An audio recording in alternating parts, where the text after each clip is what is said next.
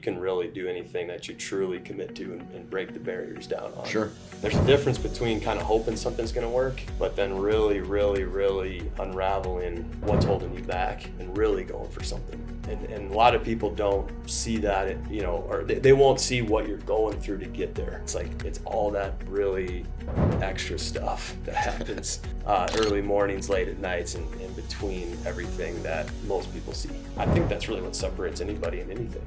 You got to love the process, I believe. Because if you love the process, then you're going to continue to show up and do it over and over and over and over again, no matter what you want to do.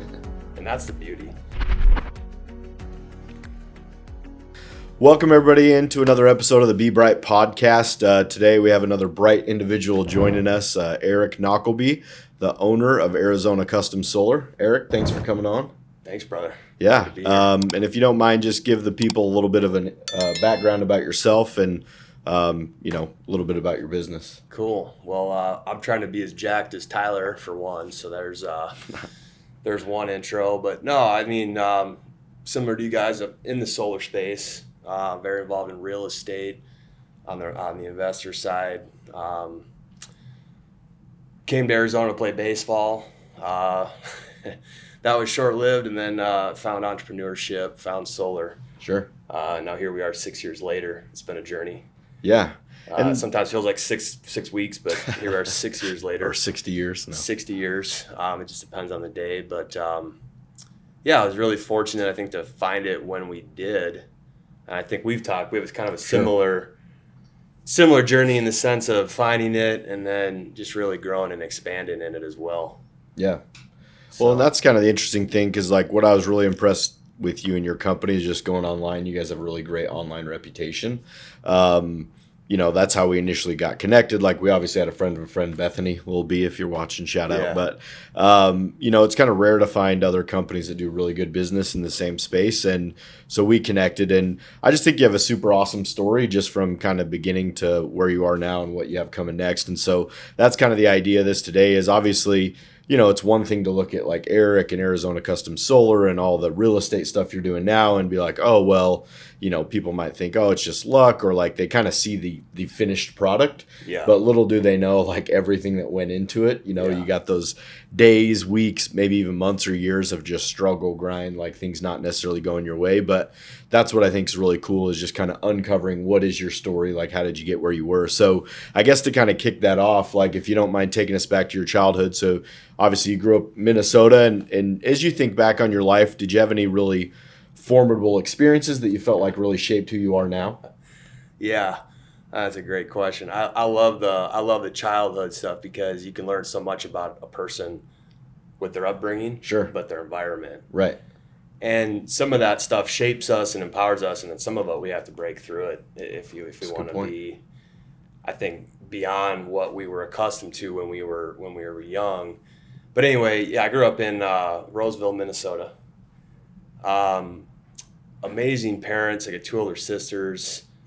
They just taught us to work hard, I would say. My oldest sister's a doctor. My other sister's a PT. Jeez. So they both took the medical route. I was really more interested in athletics, and then obviously took that into business. But a lot of that stuff intertwines. So you talk about an upbringing. It's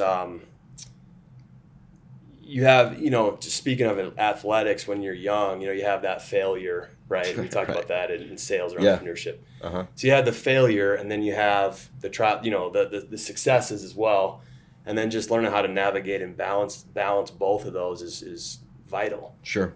And so I guess success as an athlete can really relate to success as an entrepreneur, in my opinion. Yeah. But then also, just a lot of the people that you connect with in different things, it's amazing what you can extract from them. Sure. Right. So we were talking with Matthew, or you were telling me about a mutual contact we have. That certain individual we can extract some things from. Sure. I could extract some things from you. Yeah. Right. And so I guess where I'm going with that is along the journey when you're growing up, there's different people that come into your life for different seasons. So I was really fortunate to have some really good coaches plugged into the Life Mastery program in my early 20s. Just different experiences like that really help you grow. and you can take the best of and really embody into your own for what you want to do or what you want to build. Yeah, and that's what I grew up in a small town and doing athletics, I think, not to the level you did, but, it teaches you a lot about life and success. Most of the guys and gals we have that have been successful in this avenue, and I think entrepreneurship, a lot of them have a sports background. Yeah. Just because, like, I was talking to my nephew the other day, he lives in Utah, and he's contemplating doing this job, and I was like, man, what you learned in athletics is you had to go out there and practice every single day. Rain, sun, snow, you didn't feel like it, you didn't want to, you had coaches that like push you beyond what you think your own limits are. Yeah. And it's really kind of crazy to look back that even though I didn't do sports at a high level, but like what that instills in you is like you get out of it what you put into it. Showing up every single day, no matter how you feel, being consistent at something, and then also just seeing the progress that you made from kind of day one through maybe the end of your career, that those are definitely lessons that you can take on. And I guess for you, was there a specific coach that comes to mind maybe growing up that you felt like taught you a few things about yourself or that was most memorable? Man, there's a few. But one person that I looked up to, they actually they were in our hometown. Was Ron Gardenhire. Okay. So he was the manager of the Minnesota Twins. Yeah. They won several American League Central championships, and they had some good runs. But even though I didn't know him extremely well, he was in our town, and his kids went to our school, so nice. I was very familiar with them. Sure. So I just looked up to him. And, obviously he's very involved in baseball. So that was one person. Personally, I had, countless really good coaches, people that, had played at, various levels and things like that. And so it's hard to, condense it down to sure. one or two, as you can imagine. But, those coaches, speaking to them, they really impact the youth. Yeah. Right? Just like a mentor does in business. I mean, they're helping shape your thoughts, your habits, helping you see things you don't, your blind spots, sure. and helping you have breakthroughs. So, there's so many when you start thinking about it, right? Sure. And I'm sure you can relate too if you had some growing up, like that one or two high school coaches or, travel ball coaches or whatever sure. that help push you. But yeah, man. No, and I think that's kind of for me, like, growing up, and it's kind of funny how these podcasts take turns because it's like, teachers, I think to me, like, obviously sports, like most of my coaches were teachers. But I felt like there was kind of the teacher philosophy of how they viewed you. Then there was like the coach's philosophy. And I felt like the coaches always saw more in me than I ever saw in myself. Teachers could kind of like put you in a box, like, oh, you're the class clown or you're this or you're that. And it kind of took me back to a memory. I remember I was 17 years old and I was going to like my great grandma's funeral, and I was driving back with my parents, and I think it was like spring, or it was like the beginning of my senior year. And I remember they're like, well, what do you want to do the rest of your life? And I thought at that time, I'm like, well, I want to be a professional public speaker, and they're like, well, how's that going to work? Like, how are you going to make money? Like, that sounds great. What are you going to talk about? And I remember, I don't know. Like, I don't know any of those things. And it was just something that was in me, and they're like, well, like, just said, well, maybe you'd be good like a teacher or coach or whatever. And, I remember with that it's kind of cool looking back because I think in a way they were right, but I was also right to where like I kind of knew deep down what I wanted to do. And maybe in some ways just what they thought they knew of me. I mean, as parents, like they know you pretty well, but not everything about you. And they thought, well, hey, maybe you'd fit into this box. But to me, it's kind of cool how I feel like I've kind of morphed those boxes just because as you talk about the coaches that influenced you, I think in this job and being an entrepreneur and extracting, meeting people and like what you learn from them and they learn from you, it might be really cool to look back that, maybe in ways we're coaching people and we don't even realize it. You know what I mean? And like the influences we're given on people. And, think about too, like I public speak every day, whether it's knocking on somebody's door to sell them solar, in an appointment, doing a podcast, giving a presentation to employees. But yeah, it's just kind of really cool how maybe like back then I didn't know how it was all going to work out. But as life goes on, you keep putting, the dots together that it's kind of cool what comes. Yeah, 100%. And for you, obviously sports was kind of a really pivotal part of your life. If you don't mind maybe sharing a little bit about your sports background and maybe any lessons or anything that kind of stood out to you from that. Yeah, for sure. I think it ties into what we were talking about earlier too, just with the childhood stuff. And transition into business or entrepreneurship, and really, so I mostly played basketball and baseball. I played some football too, but I just love sports. I just love the process of it. Right. So I really became addicted in my opinion, Sure. in a healthy way, a healthy addiction. Yeah. To the process and the training. So I could just play all day. Sure. And sometimes I wouldn't come home till after dark. My mom can attest to this. And they'd be worried, wondering where I am. But I was just still with the neighbor kid, just playing all day. Back when we could do that. Yeah, exactly, right? Just outside playing till 10 o'clock at night in the summer. Right. So, I mean, that's how I grew up. And I guess just taking that work ethic and, again, put into sports is what you were asking me. And went as far as I could there, and was fortunate and blessed to play collegiately and then very briefly professionally. I guess just taking what I learned from that is that, you can really do anything that you truly commit to and break the barriers down on. Sure. There's a difference between kind of hoping something's going to work, but then really, really, really unraveling what's holding you back and really going for something. Right. And a lot of people don't see that, or they won't see what you're going through to get there. Sure. You mentioned people may not see what you've gone through to get to where you're at now. Right. That's what I'm talking about. It's like, it's all that really extra stuff that happens early mornings, late at nights, and in between everything that most people see. Yeah. And I think that's really what separates anybody and anything. Sure. Is just that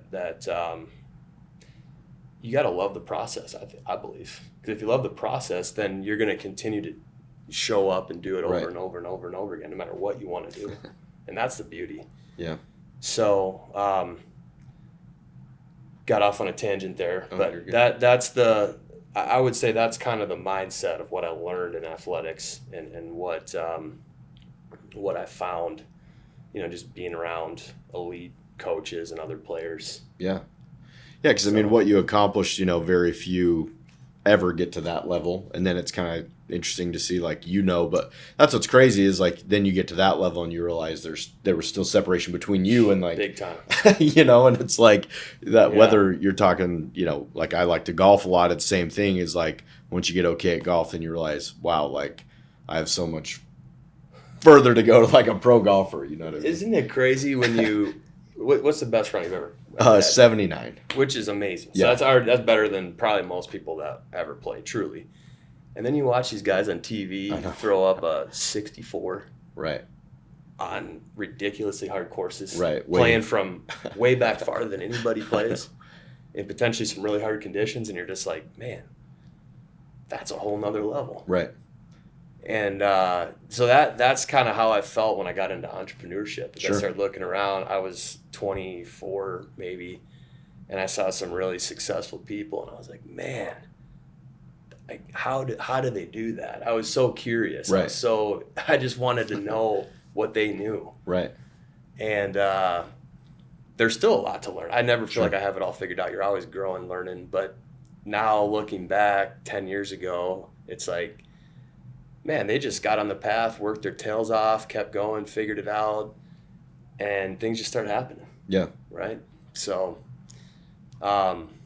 it's funny you bring up golf, because I feel like golf's such a game of life. Yeah. Sometimes you got to take risk. Sometimes you got to play it safe. Sometimes you got to be in between. Sometimes it's about club selection. Yep. Sometimes you need if your buddies are nice enough, you get a breakfast ball. Right. It's just such a great game, man. It's I don't play enough to be good, but I love it. Yeah. I love the game. Well, that's what, like I said, I mean, just growing up with sports and to kind of put a bow on this, I think what you talked about really stood out, just being process oriented, because that's the thing is I remember, when I started into sales 15 years ago and you start seeing people that are successful, you want this magic easy pill that hey, what's the, even weight loss, people want this magic easy pill, but it always comes back to eat less, move more. you know, and it's like something that's boring. It's something that like sucks. It's something that like you just have to do every single day. Versus like, you know, I know me growing up, just the way I was wired was like, I want to like accomplish this, check it off the list and move on to the next thing. But most things in life, whether it's health, real estate, business success, sales, entrepreneurship, relationships, like they're all kind of have a similar formula. And it's like doing the things you know you should do every single day. They usually aren't glamorous. They're not fun. You're not going to feel like doing it.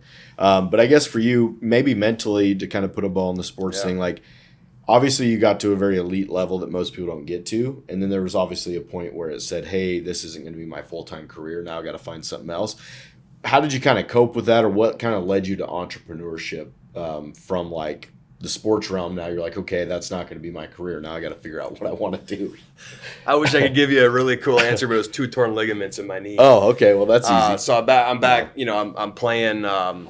It ends up I'm getting a surgery done. And at that point, I'm thinking, oh crap, you know, I got to figure something out. But 9-month recovery, and a friend had reached out that was trying to help me with actually my knee at the time, and long story short, led me into entrepreneurship. And I actually opened a baseball academy in Minnesota. Oh, cool. Around that time.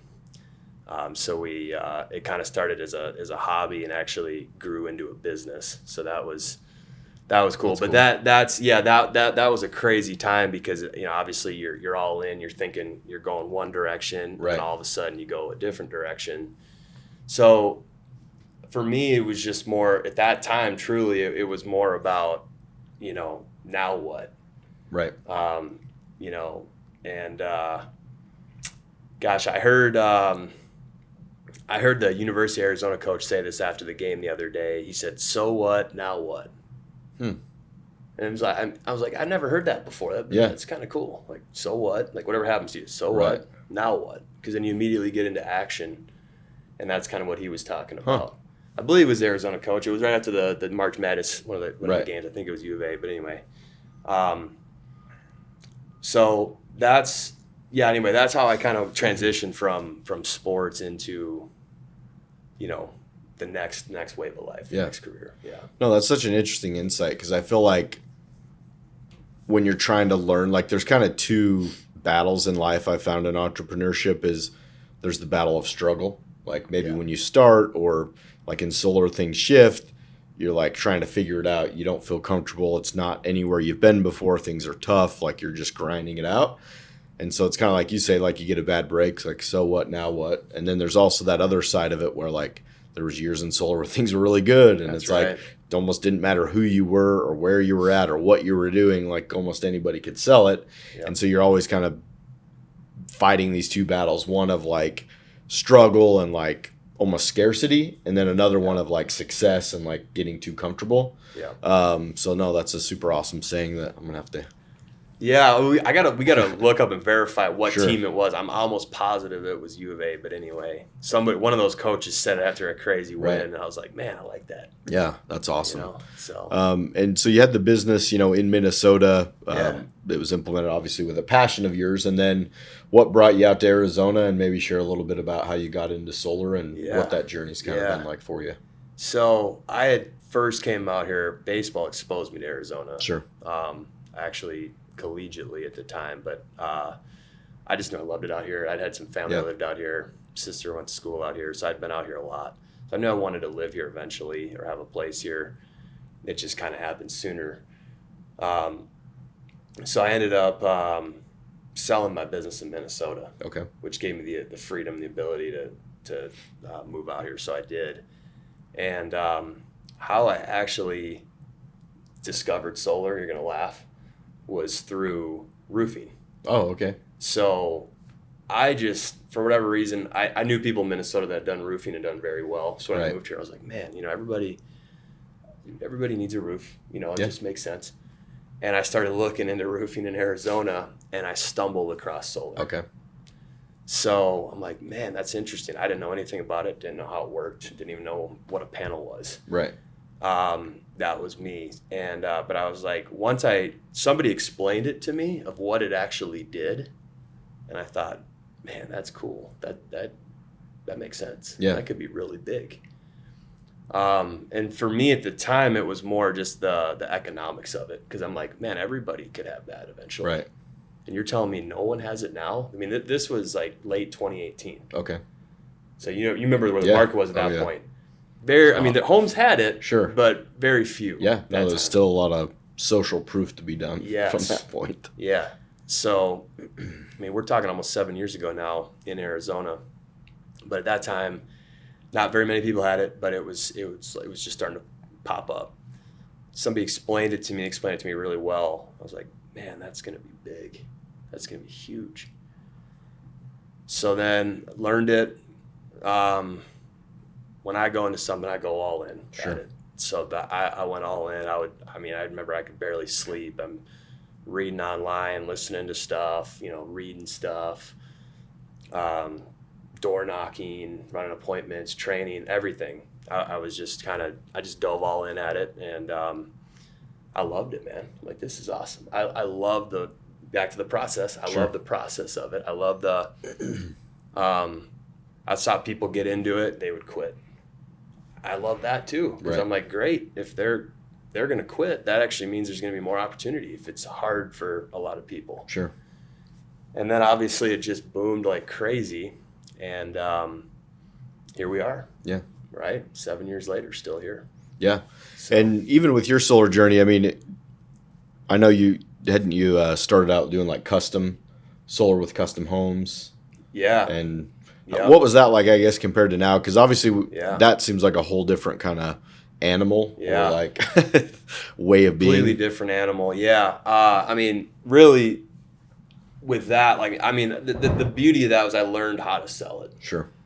And even though it's a lot different than it is now, the beauty is that I learned the product. Right. And that was the most important thing, because I didn't know anything about the product. Sure.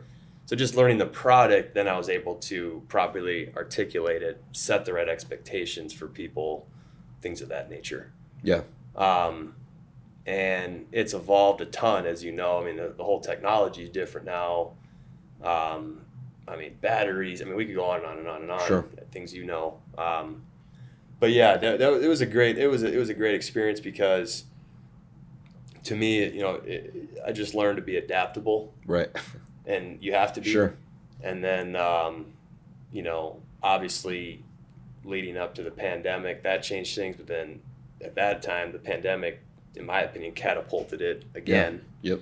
So, it was just like ride the wave. Sure. Ride the wave, and continue to just really dig in, and just keep learning. Yeah.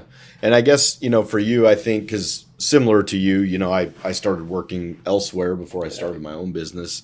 Yeah. And, I always thought I wanted to have my own business. Even when I was in solar, though, I didn't know if it was like, hey, I wanted to own a solar company. But for you, was there kind of this line of demarcation or an event that happened to where you're like, hey, I've been doing this elsewhere, but now I really feel like I can go do this on my own? Or how was Arizona Custom Solar born, I guess? Started at my kitchen table. Nice. Yeah. Which is probably where most businesses start, truly, if you think about it. Yeah. Like, where did you really file your business and get everything going? But, that's where it started. I mean, really, it was it was actually it was a series of events, but long story short, it was right around the pandemic. So my current situation really changed, and I said, you know what? I really feel like I can do this. Right. I really feel like we can do this in a positive way, and I just had a huge vision for it. So that's kind of where the idea sparked, and then started everything at that time. And then it's funny, like what we were doing then versus what we're doing now, but it was just a matter of figuring out a lot of the back end stuff. Yeah. And then slowly but surely you figure it out. It's like anything.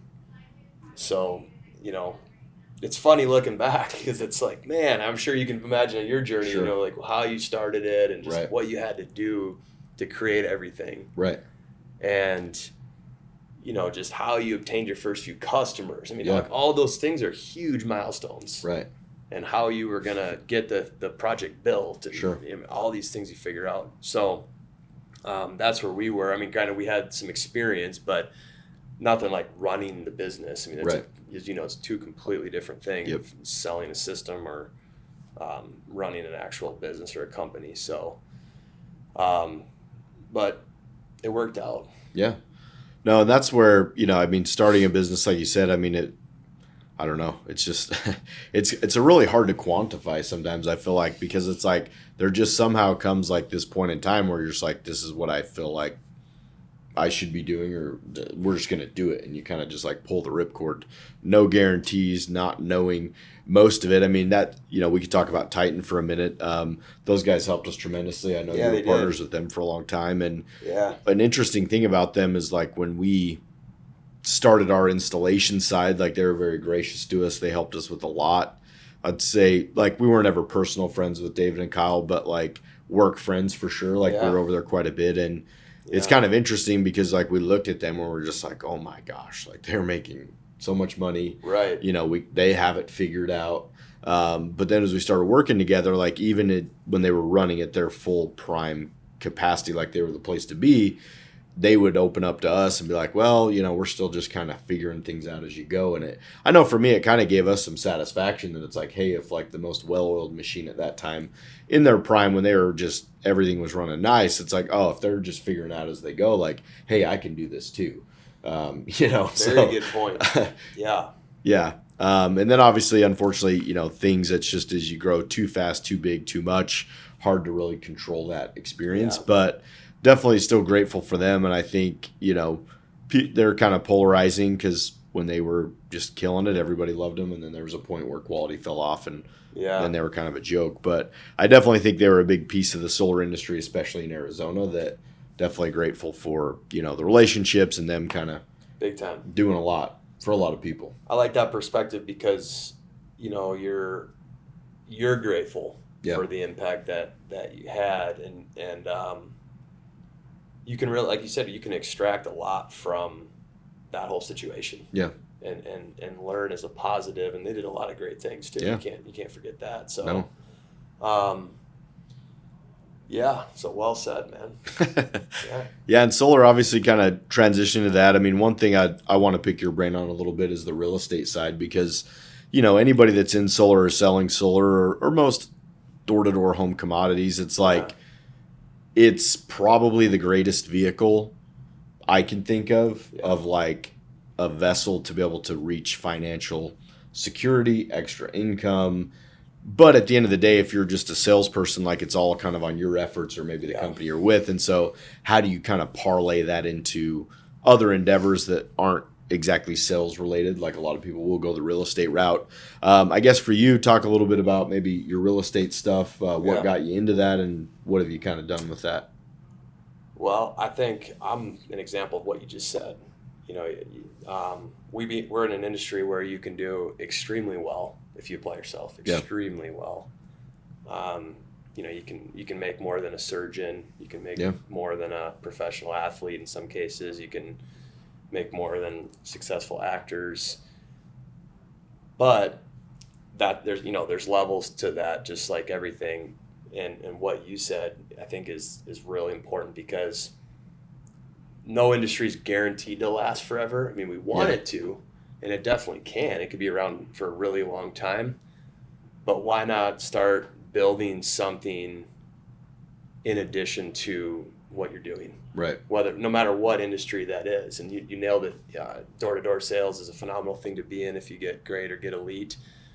But real estate just happens to be something that you can build and coincide with what you're doing in that exact moment. Right. I tell our guys the same thing all the time, and gals, that make as much as you can and then invest every single dollar that you possibly can. Right.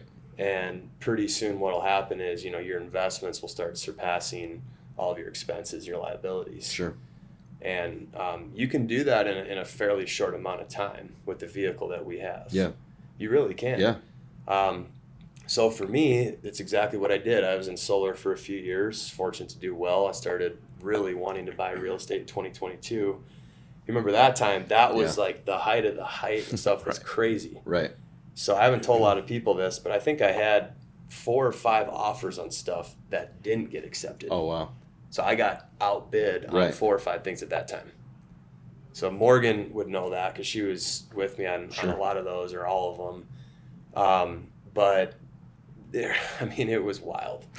So I was literally trying to do it and get into it, and I just couldn't get anything without chasing it too high. Right. Then in 2023, I bought my first. Nice. So that was when I actually bought my first property. Cool. And then from there, I started buying several single-family places per year. Sure.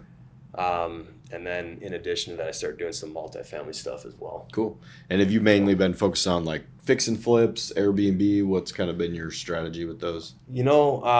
Right now it's been mostly the short term and the midterm. Yeah. We just live in such a great market for that in Arizona. Sure. If you think about it, you like golf, you like this. 500,000 people come to that golf tournament, I think, over 4 days. Yep. Several 100,000 come to Barrett-Jackson. Yeah. Several million people come to town for spring training. Yeah. You have the Arabian Horse Show. You have the Suns, the Cardinals, the Diamondbacks. All these things bring people to town. Right. ASU, GCU, U of A. These are millions of people that come to our area every year. They all want somewhere to stay. Yeah. So it's such a great market for it. So mostly short-term, mid-term. Sure. Got a couple long-term. The multifamily stuff's pretty much all long-term. Right. So I guess a combination. But there's just so much opportunity in that. It's like solar. Once you start learning, you're like, man, wow, it's cool. And then you start learning from people that are doing it. Be a sponge, be around them. Sure. And it's crazy what you can do. Yeah. And what's possible. Yeah. What you can accomplish. So how about you? You got anything real estate going on right now? Yeah, that's the reason why I was interested is I own a property. And That's for me, you got to start somewhere. That's right. Yeah. And then I do have some multifamily stuff, kind of as part of a big group. Yeah. And then we have like some storage units.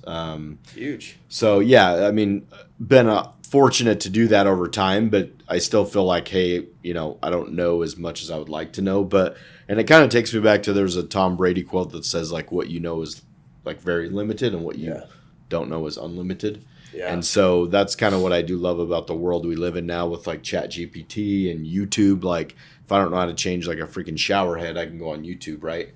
And there's so much information out there, like you said, just from the beginning, like extracting. And I think that's one key to success in life is continual growth.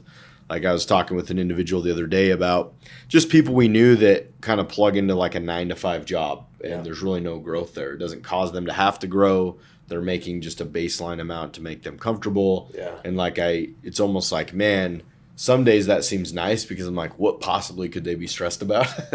But then in other ways you really think about it, you're like, hey, like there's really not that much opportunity for growth.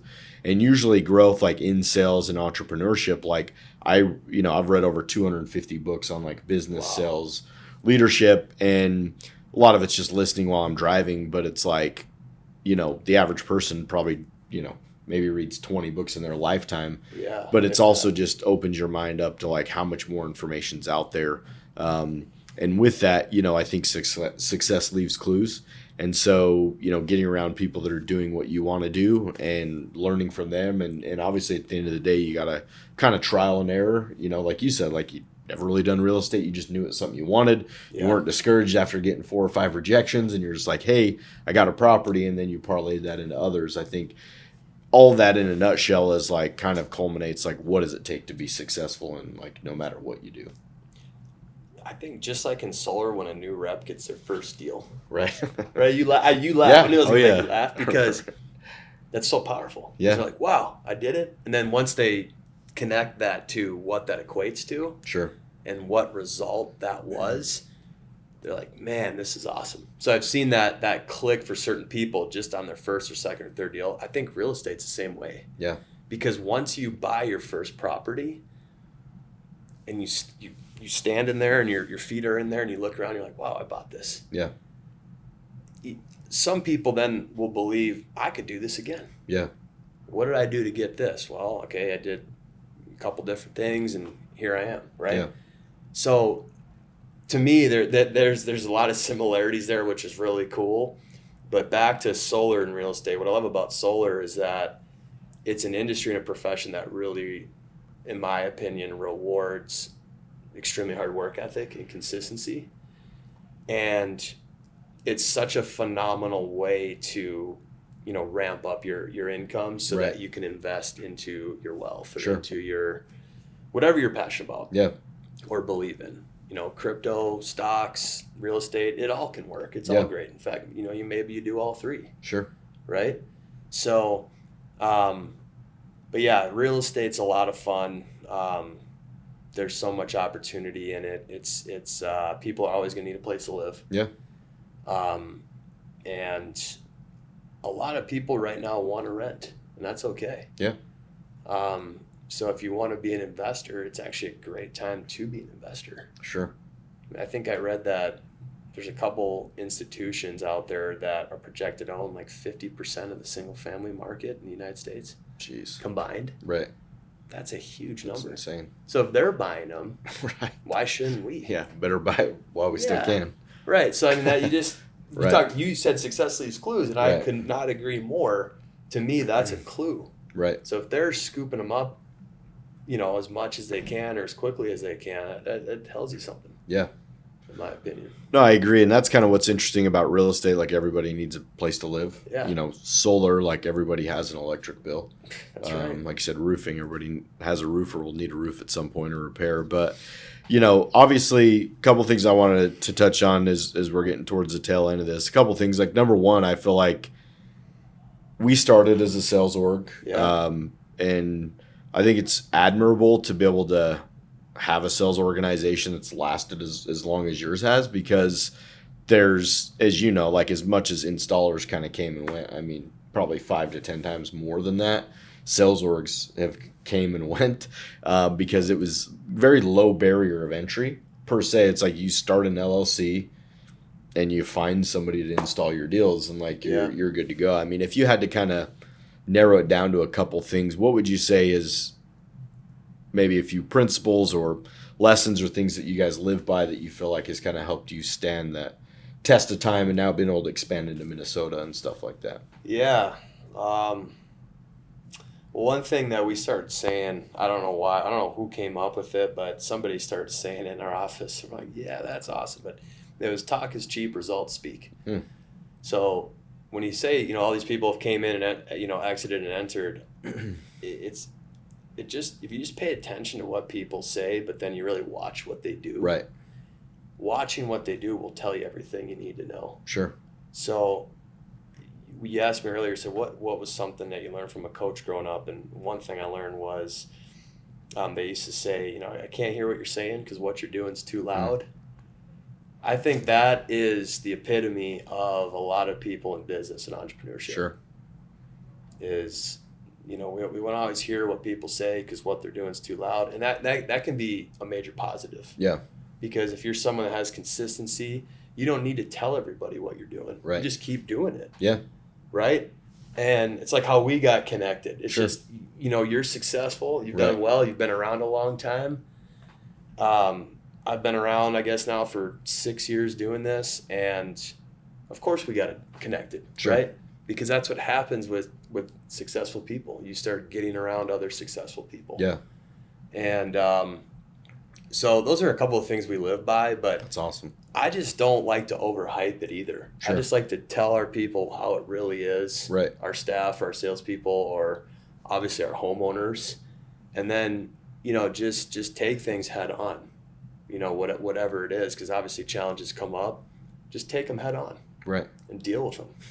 Right. So that's a few things to a really good question. Sure. Would love to hear your guys' answer to that, Yeah. because I'm sure you guys would have some amazing nuggets for how you guys have been able to stay around so long. I think the last thing would be just like diversification. Sure. of not being only reliant upon one outcome. of a new sale. Sure. Having other offerings or other things, even like real estate. Yeah. That can be, coincide or congruent with what you're building. Sure. Speaking in terms of just entrepreneurship as a whole. Yeah. Right. And that's where, the markets ebb and flow, but you can get through those with, being smart and just really, thinking in the moment of how you can survive or how you can grow or how you can pivot, shift. Those are all things that, as we all have to do at different times. Yeah. So I think those are, key elements. What have you guys found? Yeah, no, it's a good question. I mean, I think it comes down to similar. Like when we started this, we basically started on a premise of 3 things. One was take care of your people. Yeah. I'm always a believer that if you teach your people to do things the right way, you treat them right, you compensate them fairly, have good training and culture, naturally that's going to permeate to your customers. Yeah. So that's the second thing is treat your customers right. Just solar is, having a good online reputation like you do and we do, very easy to sell that. Like I'll walk into a home and say, please Google us, let's look it up right now, which is just a huge, selling point. It is. Because anybody can put mostly bad on there. And then I think the third thing is just, be built to last long term, which is like doing things the right way, which I know that's kind of vague, but I feel like in this high tech society of virtual assistants, AI, all this other stuff, actually being real with your customers, being real with your people, we don't have it all figured out. We're going to make mistakes on your project, but we're also going to fix it because doing everything in house and having that, whether it's a salesperson, whether it's a member of our staff, whether it's a customer, we're the ones that can make it right to whatever level there is to make it right. And I think being able to take that accountability to it, those few things have helped us weather the storms. And I think lastly, just from a business perspective, is I've had to really try to get comfortable being uncomfortable. Yeah. Because markets ebb and flow. The last couple of years was probably the biggest shift we've seen in solar. I think local utility stuff with APS and SRP and things have changed. So it's always kind of something new, but something the last 2 years and with Sonova, shifts we never even could contemplate happening.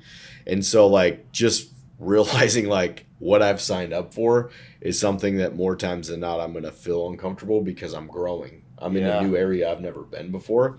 And if you're staying stagnant or you feel comfortable, that that's probably a pretty good sign that you're not growing to the level that you actually probably need to be. Because I was listening to an Andy Frisella podcast who said the interesting thing about being a business owner is you have to try to project what good things will happen and be hopeful and say, hey, here's our goal. But most of your employees and stuff, and you're the one that has to do it. You also have to keep an eye on what pitfalls, what cliffs are coming that nobody is seeing, and how do we navigate those before they actually end up becoming a problem. And I felt to me, I'm wow, that's super relatable that I didn't think about that. It's you not only have to focus and think about the good and where you want to be, you also have to figure out oh, what bad things could happen to me along the way. Yeah. The moments. Yeah. That's a real thing. No, that's good. What, I see you crushing your health, man. Yeah, working on it. So how do you feel that helps business? How does that make you better? Well, I think it gives you more energy, number one. Just because what I've found about running a business, and maybe it's just my personal experience, is the stress. That's something I just never thought about, is the stress levels that come. Because if you think about entrepreneurship, at least being a business owner, I move from meeting to meeting to meeting, and 90% of my day is hearing about all the problems that are happening, not usually the good things. And so it's almost when a sale comes through, it's not as celebrated probably as much as I should. It's just more okay, cool, yeah, that's what we kind of expect to happen. Because I'm so focused on the 95% of all the other problems that are going on, and it's hard, man. And I think going back to what you said, just the consistency, process oriented, I think that's where I realized that doing that with health, the better I get at that is going to make me a better business owner. Yeah. It's going to allow me to be happier because I'm doing things that, it's not easy to go to the gym, X amount of times a week. It's not easy staying in a calorie deficit. It's not easy getting 200 grams of protein every day. Those sort of things that you have to do, but the more you keep doing them, the better like it, you know, and it doesn't happen overnight. Yeah. It's, yeah. So I'd say. No, that's true. I think it's, I love asking people that question because everybody kind of has a different answer and there's no wrong answer with it. But I've just found that, you know, there's no greater, I just feel like there's no greater respect that a person, especially a salesperson, Sure. will command than if they're in phenomenal shape. Sure. Because that just shows their habits in one area of their life. Interesting. But it's a key indicator of how they probably do a lot of stuff in their life. Yeah. And, you know, when you interview people or talk to people, it's funny how a lot of that correlates. Yeah. And I've talked to some, you know, former super high ex-military people, ex-athletes, and that's kind of one of the common denominators between some of those folks of how they do anything, how they do everything. In a lot of cases, not everybody that's true, but a lot of people it is. And I think the beauty in business too is, like, if you're willing to go put yourself and endure a really hard workout, then you're probably better in those meetings of the 95% when crap's just coming at you everywhere. And it's just funny how it makes you, it's almost helps you have a higher perspective. Yeah, I think so. And I think, you know, it comes down to confidence. Like it's kind of the old saying, like, look good, feel good, do good. I think there's a lot to that. And yeah, one thing you said that I didn't really think about is, like, it does show an area of life that, like, if you don't have control to not overeat and, you know, and go to the gym, like, it does show you something about that I actually never really thought of, I guess, in those terms. A business coach that I really respect used to tell me, he'd say, if you want to hire somebody, or he actually asked me first, he said, what do you want the people to do that you're going to hire? Right. So I want them to be consistent. I want them to show up every day. I want them to do this. I list off 57 things. Sure. He goes, okay, tell me more about that. And I tell him more about it. And he says, so it sounds like, you know, you want someone, and then he starts repeating back everything I just said. And then basically what we came down to is, you know, someone that has really good habits. Right. And someone that shows up every day, is consistent. And a lot of that, you know, usually correlates with someone that respects themselves. Sure. And that's what a lot of it is respecting yourself. So anyway, I've seen you crushing that lately, so I just wanted to get your take on it. Trying to get like you one day when I grow up. Well, it's not a destination. Sure. It's a journey. You just keep going, man. And that's the shift, you know. And you just learn to love it too. Like I think a lot of people. That's the other thing I invite the people that are going to listen to this is just learn to love working out. Don't look at it as, oh man, I got to get up and work out.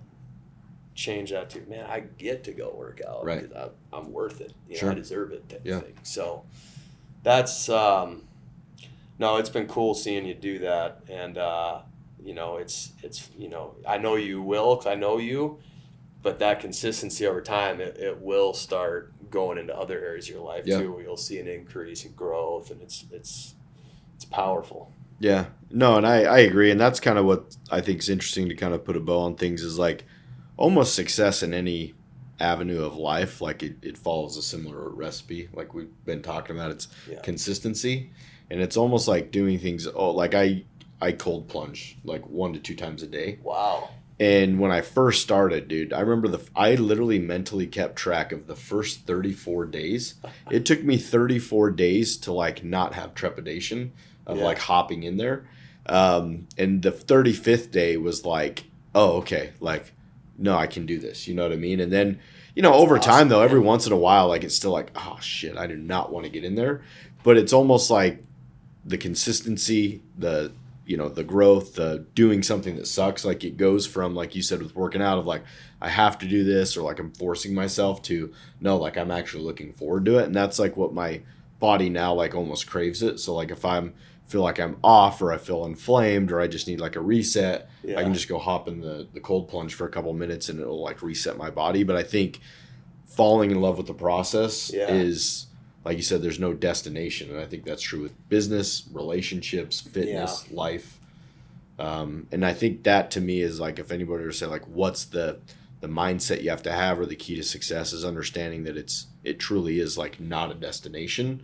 So how do you like fall in love with the process and start enjoying the journey, rather than saying, hey, when I get here, I'm going to be happy? Because we all know, like you probably thought, when I get my first real estate property, dude, can you imagine? Life's going to be amazing. Right. You know, I'm going to do this and that. Yeah. And then what happens? You do it, and then you're like, more. Shit, you know. Or so what now? What? I'm still me. Right. Or you're still you. We're just people. Right. And I think the definition of success for people changes at different times. Mm-hmm. So your goal at 20 might be different than your goal at 25, sure. Your goal at 30, and that's okay. Yeah. Because we're constantly evolving, and that's good. It's healthy. Right. In my opinion. But I did have a question. Do you have the cold plunge here? Not here at my house. Yeah. Oh, you want to go? I was going to tell him, let's go jump in and get that on the podcast. Let's do it. But, yeah, we should, huh? Oh, man. Have Matthew cut in an excerpt of me. Yeah. Hopping in the plunge. Right. But no, that's awesome, man. That's awesome. Cool. So, well, yeah, no, and I appreciate you taking the time. I know you're super busy running business, doing real estate stuff, but that's what I think is cool about you, and just I think people that really get it, and I put you in that category, that it's like just very gracious, you know, want to give back. Because like, yeah, one, you're helping me and us out, but number two, like, you know, who knows who's going to watch this and like relate with your story. And I think over life, like if I were to figure out like, what does it mean to kind of leave a legacy, or like long-term, like what I hope all of my efforts turn into, I think if it over time with our employees or just somebody I meet or friends or whoever else, that like maybe one day they come up to me and like, hey, because I saw you and you didn't quit on your dreams, like it helped inspire me to reach my dreams. And I know for me, like just long-term, I don't think we will ever see all the seeds that we've planted and how they harvest. But, you know, there are those kind of reminders along the way. Yeah, that's power. I mean, you nailed it.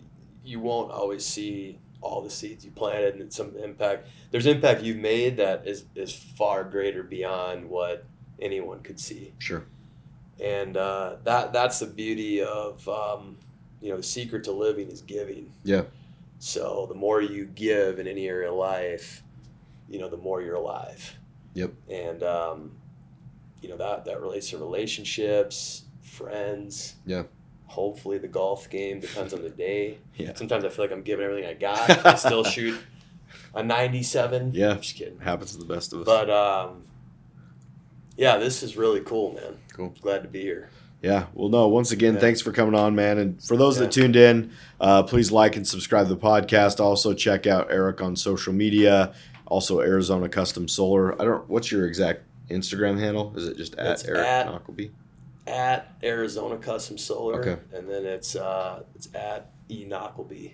Nockleby. Had to think about that. No, you're good. No, they post amazing content. You know, they're very consistent. So definitely worth a follow. But once again, man, thanks for coming on. Appreciate you all tuning in. Tune in next time to the Be Bright podcast to see what we have coming next.